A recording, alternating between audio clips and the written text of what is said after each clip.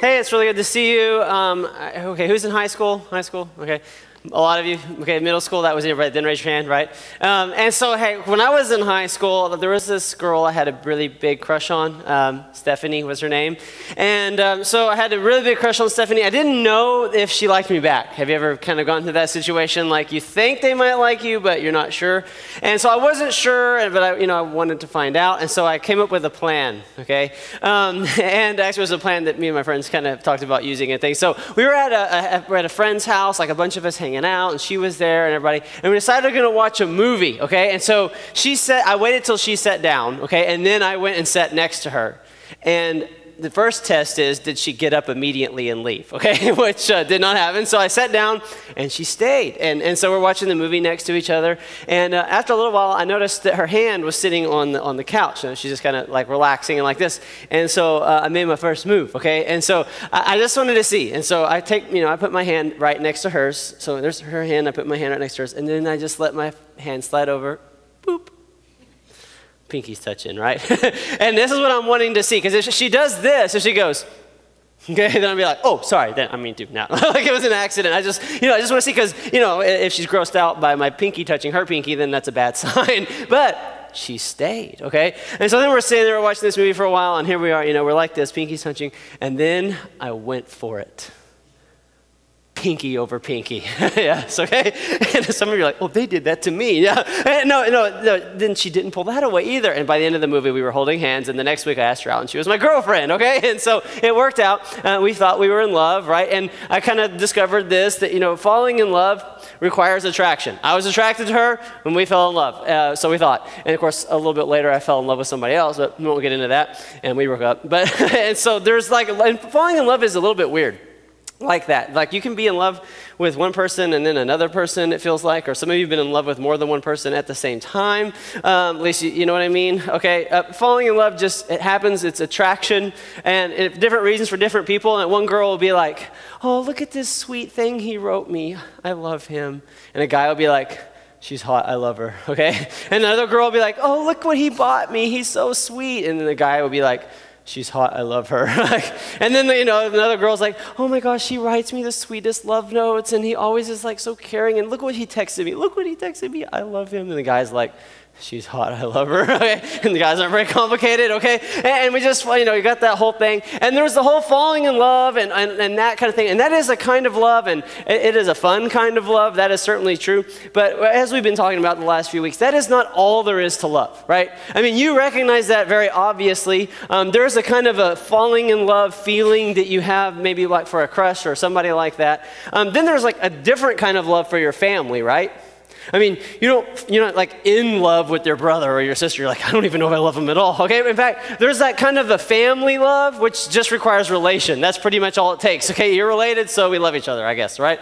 In fact, some of you love your brother or your sister like this. You can't stand them, but if anybody else talks bad about them, you're going to punch them. You know what I mean? It's like, you don't talk bad about my sister. It's like, you just said she was a moron. I can say it, you can't, okay? It kind of works like that. And that's family love for some of us. And there's that kind of love. There's other love. There's this kind of love you have for friends, okay? And you feel that. There's a love you have for, Chick-fil-A, and there's that. There's like all the different kinds of feelings of love. And then what we've been talking about, though, is Jesus's kind of love. And that there is a love that Jesus has, and that kind of love requires action. Okay? That is an action kind of love. There is like something that you do that it's intentional about that love.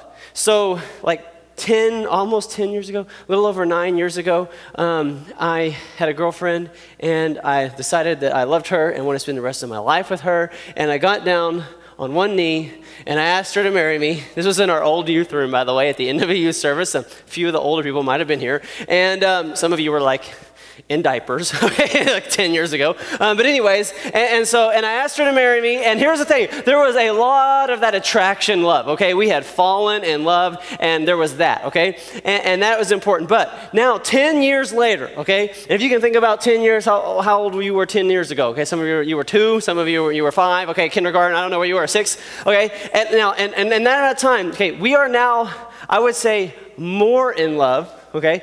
And that certainly the attraction love is still a big part of our relationship. But the reason that our relationship has grown and gotten better is because of this kind of love. the love that is in action.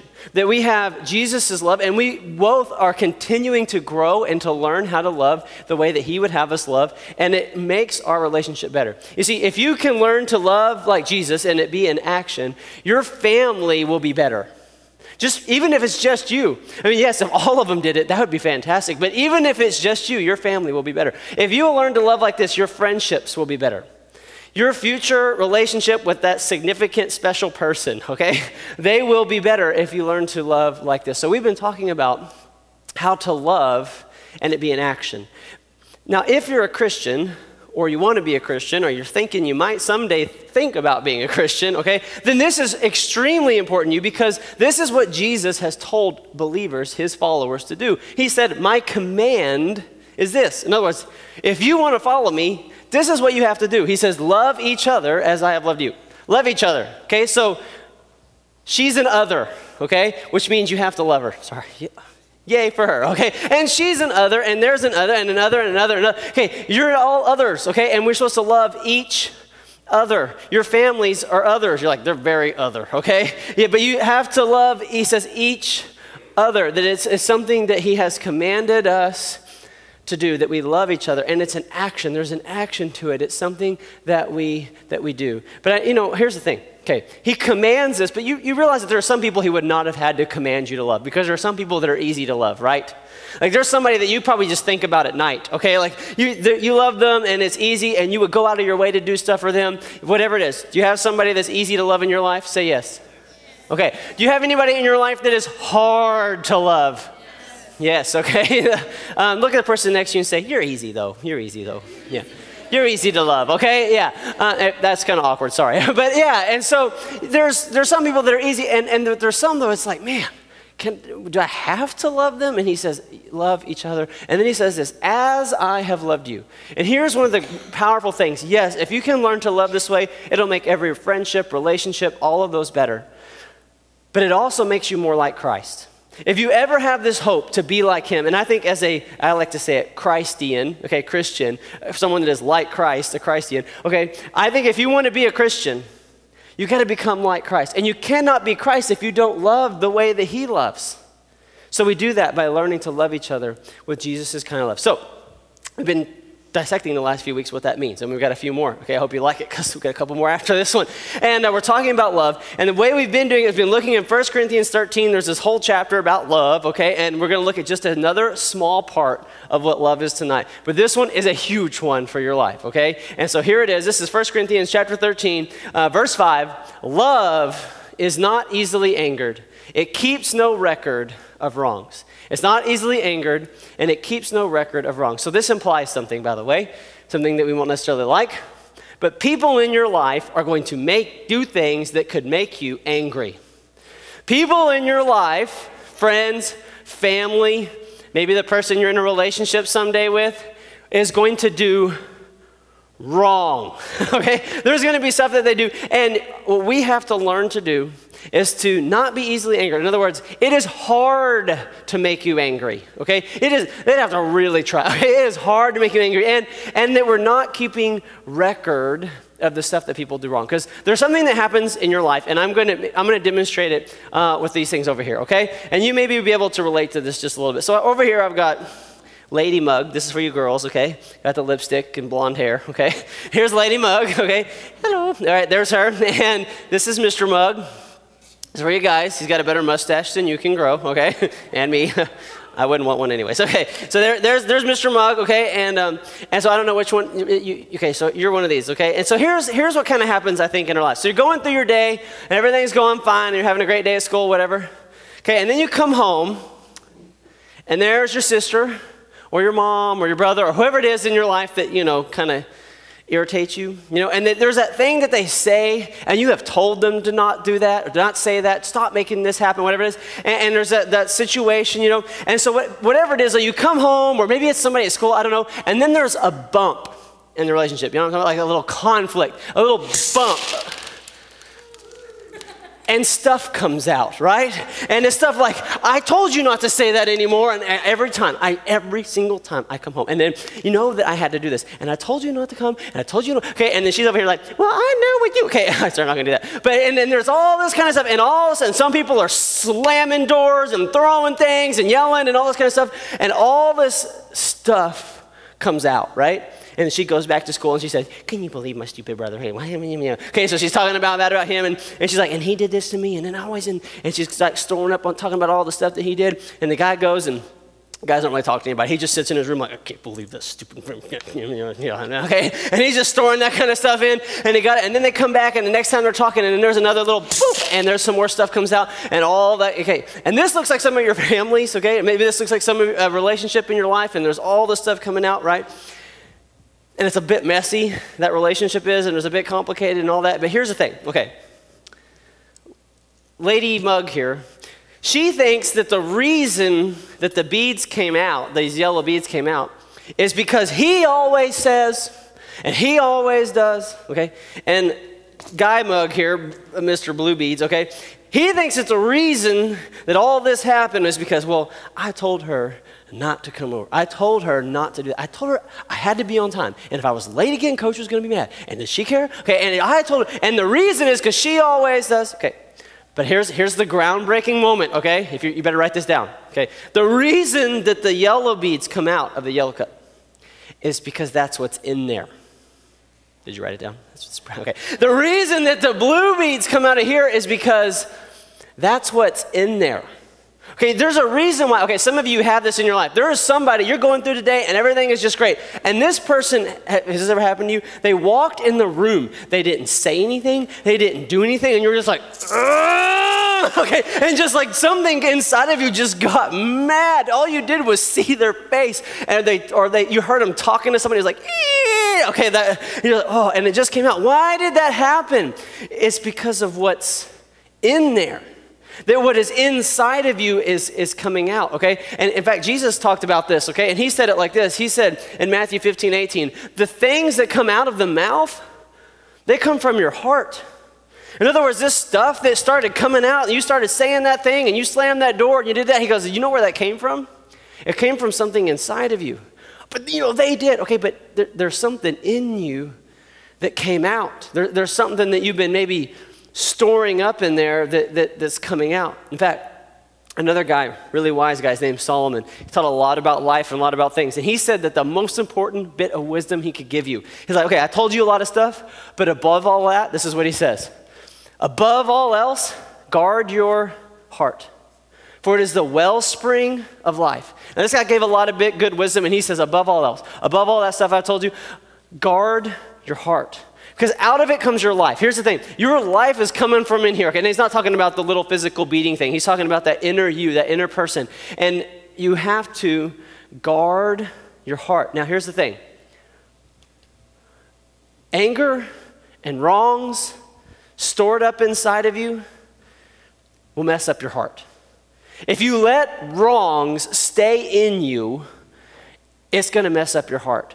And then out from that is going to come all kinds of ickiness. I mean, this is a mess, okay? And if there's some relationships in your life that are a bit messy, there is some stuff probably inside of you and some stuff probably inside of them that is making the problem. You see, and I understand how it happens. See, some of you have a sibling and your parents are always talking about how awesome they are, you know? Can you believe, look how he made such good grades, and he always makes the top team, and he did this, and why can't your grades be as good as his grades, and why can't you do what he did? You know, he never have to ask him twice to clean his room, and this the whole time you're getting all this irritation, and then one person says, oh, dude, your brother made that team, and you're like, oh, I know he made the team, okay? And they're like, what just happened, okay? It's because you've been doing this. Or it's the one that, you know, you're sitting there, and it's like you hang out with your friends every day, and they seem like they like you, but then every night you get on, and well, they're hanging out again, and they didn't tell me. And they went to that thing, and they're hanging out on the weekend, and why don't they ever tell me? And you're seeing this life that other people are having, and you feel like all this jealousy, and all this anger, and all this bitterness starts to come in, and then somebody says, what'd you do last weekend? I'll tell you what I did, nothing, because y'all didn't, okay? And all of a sudden, some stuff comes out, or goes like this. Your mom's late to pick you up, and she's late again, then she's late again. And this time you were the last one, and coach was super annoyed, and she was late again. And you kept waiting, and this time she made you late to practice because she wasn't ready. And you're like, Mom, you're always making me late. Why can't you pick me up on time? And your mom's over here thinking, why do I have to pick up these kids every day? You know, I used to have a life, and now I'm just a chauffeur. And nobody ever even says thank you to me. You know what? I spent 3 hours today getting everything ready for you, and did I get a thank you? No, I did not. Okay? Okay, so both sides are sitting there throwing up, and then all of a sudden you get in the car together, and what do you think happens? Okay? There they go again, and there goes the mess. And here's the thing. I'm not telling you to go home and tell your mom, now, Mom, the reason why that you're saying you're going to get a whole lot of shaking. Okay, if that's what this is not about looking at somebody else. This is about looking at you. And that we tend to store wrongs inside. And if you hold on to wrongs, okay, then there's something in your heart that's wrong. Do you understand? If I keep a wrong that was done to me, then what's in me is wrong. Then what comes out of me will be wrong. It may not be the same thing, it may be a different thing, but what comes out is wrong. And so here's the thing. Forgiveness keeps wrongs out of your heart. If you want the wrongs to stay out, you have to forgive. Forgiveness is the key. The forgiveness keeps the wrongs out of your heart. And let's just make it as clear as we can say it. Love, this is what love does. It keeps no record of wrongs. What does that mean? Love forgives. It forgives the wrongs that were done. That there are things that people have done to you and probably will do to you, and they will be wrong. But if you hold on to them and you keep that anger and you keep that grudge and you just think about what they did, what happens is that wrong goes in you and that wrong stays in you, and then that wrong comes out of you. And that means, guess what you get to do? Something wrong. And then you hurt a relationship and you do things and stuff comes out of you that you never want to do. And so here's the key. Forgiveness keeps those things out of your heart. Now, anytime I start talking about forgiveness, I feel like it's a little bit insensitive. Because I don't know what your wrongs are, right? And in fact, that's one of the things people say, well, you don't know what they did. It was wrong, okay? And I'm going to say this. Yes, it was. It was absolutely wrong. You don't forgive a right? I mean, someone gives you ice cream, you're like, I forgive you, okay? That's not how that works, right? You forgive someone that does wrong. And so we have to forgive the things that are wrong. And there's this other part of us, and I know this is probably true for you because it's true for most of us, okay? And that is, it's hard to forgive somebody because it feels like we're letting them get away with something if we forgive. It feels like as long as I stay mad at them, then I'm getting them back, okay? I mean, as a believer, I don't know if I'm really supposed to be trying to get somebody back, but that's another thing. Okay, it feels like I'm getting even. And so let's just think about this, though. Anger does not hurt another person. That shouldn't be our goal, but even if it was, it doesn't hurt. Who does it hurt? You. Anger hurts you. In fact, I like to think of it like this. Anybody have a dog or a cat? Who has a dog or a cat? Okay, who's the dog people? Cat people. Okay, all right. We see what kind of youth group. It's mostly a dog group. All right, but anyways, and so, okay, if you've had a dog or a cat, my guess is at some point they went poop on the floor, okay? Has anybody experienced that? You know what I'm talking about? Okay, now if they were in your bedroom and they went on the floor and you were mad at that dog, you're like, or cat, okay? You stupid, okay? And you thought, I know what I'm going to do. I'm going to get even with them. I'm going to make them suffer. I'm going to leave it sitting right there. I'm not going to clean it up. He could just deal with it, okay? Now here's the thing. Your dog don't care. It is not affecting your dog. Your dog will sleep next to it. It doesn't matter at all, okay? The whole time you're in there smelling it, you forget it's there, you get up in the middle of the night to go to the bathroom, now you got poop foot, okay? And it's just going to be awful. You're going to go to school, people are like, why does your hair smell like? Never mind, all right. But anyways, and it's not, okay, your room, your life is going to stink as long as you leave that there, and you're not hurting that dog one bit. And that is exactly the way unforgiveness works. You're not hurting that person, you are hurting yourself. And the stink and the yuck and the wrong that stays inside of you just continues to hurt it. It allows the wrong to continue to hurt you. And then something really horrible happens. So something wrong is done to you, right? And so that wrong, if you let it, gets stored inside of you. And now because of unforgiveness, there's a wrong in you. And then what ends up happening is a lot of times it's not even the same person that the wrong comes out on. See, you had a friend, and that friend betrayed you. That friend betrayed your trust and all this kind of stuff, and now you've got that inside of you. And then the next friend that you have, you never really trust. And now you struggle to make close friendships and you can't really feel close to anybody because of something, a wrong that happened in the past, and now you let that out on other people. And this person, they betrayed you, they did this thing to you, and now you'll never trust another person, or you'll never look at them, or you question other people. And in relationships, it turns into things like jealousy. You had a relationship and you thought it was good, and then they left you, they cheated on you, did something, then you get in another relationship, and every time they're like, hey, I'm gonna go hang out with my friends, you're staying up, you're jealous, you're mad, you're angry, you feel like they're probably cheating on me right now, and the whole thing is turmoil. Why? Because you kept the wrongs from somebody else. And those wrongs keep coming out. And here's the other thing. It's not like, oh yeah, if I can just let it all out. Okay, those things just keep coming back until forgiveness happens. Because forgiveness keeps wrongs out of your heart. And so what we have to do is when we've been wronged, we have to release those wrongs. We have to forgive those things and trust God with them.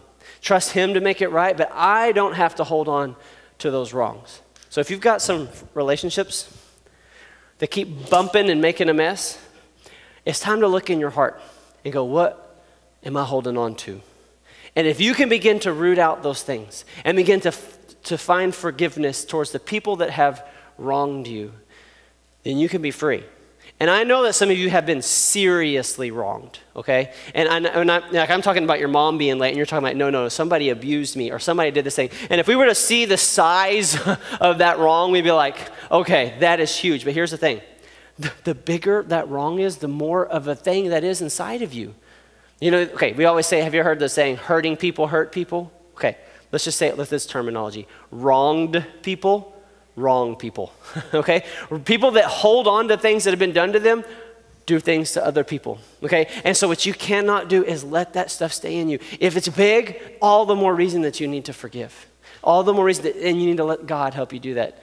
And so I hope that you'll think about, because some of you got stuff in your family, and your family would change if you would just start to do this, okay? And I hope that you will forgive for your sake, so that your relationships can be better, so that you'll be more happy and you'll be more full of joy. I hope that you'll do that. I hope that you'll forgive because Jesus says that you need to forgive. But I hope that you'll forgive for this reason. 1 John 4:19. We love because He first loved us. And love forgives. So let's say it like this. We forgive because He first forgave us.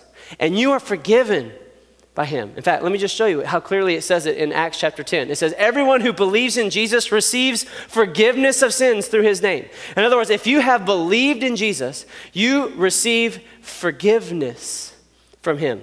I think that some of us have a weird view of God. I made a God mug, okay? Don't ask me why it has a beard. Okay, I know it looks more like Santa Claus than God, but anyways, it's the best I could come up with. Okay, so here's my God mug. And I don't know why we get this idea. Some of you maybe have this idea that here's God, and He's up in heaven, and He's looking at you like, go ahead, make a mistake, okay?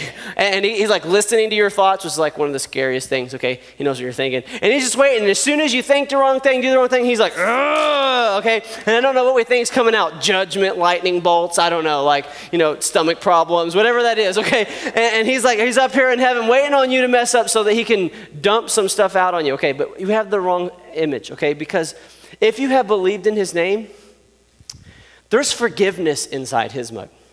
There's joy, there is peace, there is hope inside of Him. There is love inside of Him. What is inside of Him is good. In fact, this is how it can actually work in your life. If you will choose, first of all, to believe in Him and to give Him your life, and then to empty out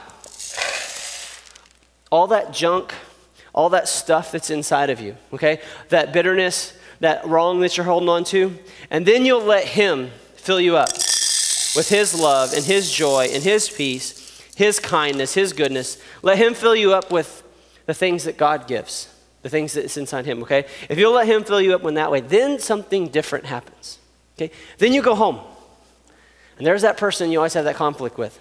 And you know what? You're going to have a relationship bump. And stuff comes out. But this time, you know what came out? Joy, kindness, patience. They said that same thing that would have set you off before, but this time you were kind. This time you didn't yell.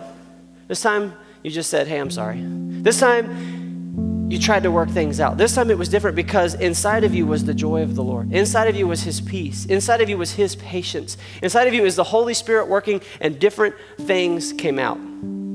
And by the way, this will start to change your family. Now, you can't hardly see it here, but there's some white beads that spilled over into here. And I tell you what, as you begin to be around your family and you begin to love this way, and they're doing things, and you used to would have done that, but this time you were different. This time you were kind. It's not going to happen overnight, but over time, some of that joy, some of that peace is going to start affecting your family. They're going to start seeing there's something different in you. What is that in you? Why don't you handle these like the way you used to? And it can start to have an impact on them. And it will certainly have an impact on you. Where things that used to just you, now you're okay. You don't like it. I mean, come on. None of us like it when people are annoying, right? Okay. But you can handle it with love now. You can handle it right. So here's my question. Is there somebody in your life you need to forgive because they wronged you? They did something they shouldn't have. Or they always say that, and they just ignore whatever. Okay, you need to forgive them, and you can. The Holy Spirit will help you. So in just a moment, we're going to pray, and during that time, listen, if there's some forgiving that you need to do, I want to encourage you to let somebody pray with you, because sometimes it's really difficult to truly let go of something. So let somebody just go back and say, hey, I need to forgive. You don't have to tell them the whole situation, and just let them pray for you. And I encourage you to talk to God about it and learn to do that. If you feel like God is up in heaven judging you, by the way, remember the angry God up here shaking? Okay, if that's what your image of God is, maybe tonight you need to believe in him. If you do not have a relationship with God, I'm going to ask you to do something. If you're ready for forgiveness, if you're ready to be filled with his love and joy, then when we go back and when we go to pray, I want you to go back and just tell somebody, I need to give my life to Jesus. You got to tell somebody. And then you can begin that journey. They're going to pray with you and help you through that. So look, if you're far from God and you need his forgiveness, go tell somebody that's praying, hey, I need God to forgive me. I want to give him my life. And let's begin that. I tell you, many people begin that relationship in this very room, in this very same way. And it's changed their life, and he can change yours as well. But I know that many, many more of us have some forgiveness that we need to root out. So if there's anything going on in your life has to do with what we talked about, maybe it doesn't have to do what we talked about. We do want to pray with you. So we're going to sing part of a song, and then we'll be dismissed. And during that song, you can go and get prayer. Father, I thank you for your love. Thank you that we are forgiven when we believe in you. Lord, I pray for the bitterness, the anger, the wrongs that are in our hearts. Lord, that you would begin to remove those things. Lord, to replace it with your joy and your love and your peace. I thank you for it. In Jesus' name, amen.